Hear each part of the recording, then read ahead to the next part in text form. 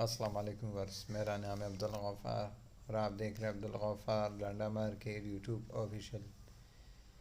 ये देख रहे हो H4 के बंडल के साथ हाजिर खदमत हूँ। ये देख रहे हो, ये तुलाई है, इसके अंदर तुलाई देख रहे हो, कट पीस, तुलाई, पायदान, पर्दे, कंबल सब आपको इस बंडल के अंदर मिलेंगे।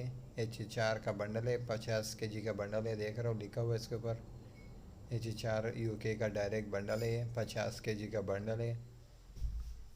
H4 घर सामान का जो है ना ये बंडल है, हाउस होल्ड जिसको बोलते हैं H4 बोलते हैं, और उर्दू में जो है ना घर सामान बोलते हैं। 50 kg का बंडल है, UK का डायरेक्ट है। देख रहे हो, इसके अंदर आपको जो है ना तुलाई भी मिलेगा, जो चारपाई के ऊपर डालते हैं, कंबल भी मिलेंगे, पर्दे भी मिलेंगे, फ्लीस वाले कंबल भी मिलेंगे, फ्लश कंबल भी मिलेंगे, तुलाई भी मिलेगा। देख रहे हो, इस तरह जो है ना कट पीस भी मिलेगा, पर्दे भी मिलेंगे, पायदान भी मिलेंगे। H4 का जो है ना बंडल है, इसका जो है ना आप कम से कम जो है ना 2 बंडल का ऑर्डर कर सकते हो।